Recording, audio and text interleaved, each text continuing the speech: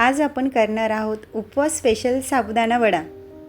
अजिबात तेलकट न होणारा, कितीही खाल्ला तरी पोट भरेल पण मन अजिबात भरणार नाही असा हा इटुकल्या पिटुकला साबुदाणा वडा कसा करायचा ते पाहूया। मी इथे 2 वाटी साबुदाणा घेतलेला आहे। त्याला आपण स्वच्छ पाण्याने 2 वेळा धुवून घेऊ।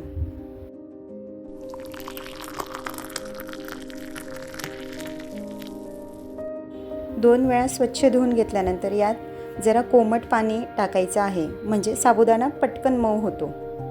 20 मिनिटांसाठी साबुदाणे पाण्यातच राहू द्यायचे आहेत। 20 मिनिटांनी संपूर्ण पाणी यातलं काढून टाकायचं आहे।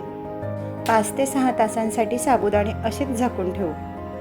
5-6 तासानंतर साबुदाणा हे पहा किती मऊ झालेला आहे। इथे आपल्याला 2 मोठे बटाटे घ्यायचे आहेत। 1 मोठी वाटी दाण्याचं कूट, कोथिंबीर साधारणतः अर्धी वाटी घ्यायची आहे। 3 ते 4 हिरव्या मिरच्या। बटाटा हा कच्चाच घ्यायचा आहे। कच्च्या बटाट्यामुळे साबुदाणे वडे हे अगदी कुरकुरीत होतात। आता याला किसून घेऊ। बटाटा किसत असताना खाली पाणी घ्यायचं आणि मग त्यात बटाटा किसायचा।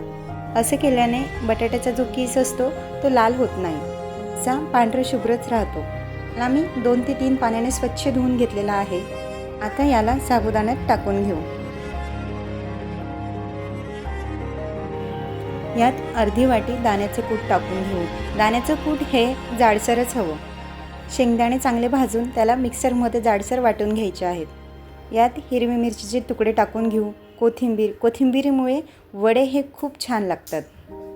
चवीनुसार मीठ टाकायचं आहे। इथे मी वड्यांना कलर येण्यासाठी लाल तिखट टाकते आहे। 1.5 चमचे लाल तिखट घातलेला आहे। तुम्हाला हवं असेल तर तुम्ही कमी जास्त करू शकता। हे सगळं मिश्रण आता एकत्र करून घ्यायचं आहे। अजिबात पाणी लागत नाही वड्यांना। बटाट्याचा किस आणि दाण्याच्या कूटमुळे वड्याला छान बाइंडिंग येते। वडा हा तेलात टाकल्यावर अजिबात फुटत नाही। याला चांगलं असं चोळून एकत्र करून घ्यायचं। आता हे मिश्रण वडे बनवण्यासाठी तयार आहे। हे पहा, मी तुम्हाला एक वडा करून दाखवते। याच पद्धतीने वड्याला आकार द्यायचा आहे। जास्त वड्याला दाब न देता अलगद हाताने हा वडा तयार करायचा आहे। ह्याच पद्धतीने आपण आता सगळे वडे करून घेणार आहोत। वडे हे एकसारखेच बनवून घ्यायचे आहेत। इकडे गॅसवर लगेचच कढई ठेवून त्यात 2 वाटी तेल टाकून घेऊ। तेल हे कमी गॅसवरच तापवून घ्यायचं आहे। सुरुवातीला जरा फास्ट ठेवलेला होता। मिनिटभर तेल गरम होते तोपर्यंत ताक करून घेऊ। दही किंवा ताकासोबत तुम्ही हे वडे खाऊ शकतात। तर कुठल्याही हिरव्या चटणीपेक्षा दह्यासोबत हे वडे अप्रतिम लागतात। आमच्याकडे सगळे ताकासोबतच हे वडे खातात। मी इथे एका मातीच्या भांड्यात ताक करून घेते। चवीनुसार मीठ टाकून घेऊ आणि यात जर 2 चमचे साखर घातली ना तर ताकाची चव अजूनच कमालीची होते। आणि तुम्हाला जेवढा पातळ जेवढा घट्ट हवा त्यानुसार पाणी टाकायचं आहे। मी इथे 1 ग्लास पाणी यात टाकलेलं आहे। इकडे तेलही तापलेलं आहे।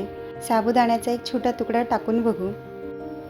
असं टाकल्याबरोबर साबुदाणा वरती आला की समजायचं तेल व्यवस्थित तापलेलं आहे। कमी गॅसवर आता वडे तळून घेऊ। वडे तेलात टाकताना साईडनेच टाकायचे, म्हणजे अंगावर तेल उडत नाही। वडे टाकून 2 मिनिट झालेले आहेत। आता दुसरी बाजूही तळून घेऊ।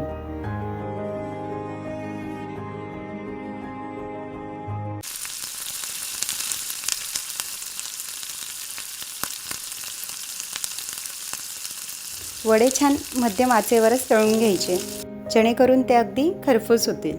वडे जसे जसे तळले जातात तसा तसा कलरही चेंज होत जातो। आता 5 मिनिट झालेले आहेत। वड्यांना आता काढून घेऊ। काय भारी दिसताय ना वडे। वड्यांवर तो साबुदाणा किती उठून दिसतोय ना। अगदी साबुदाण्याचे एक दाणे दिसून येत आहेत वड्यांवर। आतूनही हे वडे अगदी खुसखुशीत झालेले आहेत। एक वडा मी तुम्हाला तोडून दाखवते। हे पहा किती आतमध्ये पोकळी आहे आणि पूर्णपणे हा शिजलेला आहे। एकदा नक्की करून पहा। कमी साहित्यात आणि कमी तेलात वडा बनवून तयार आहे।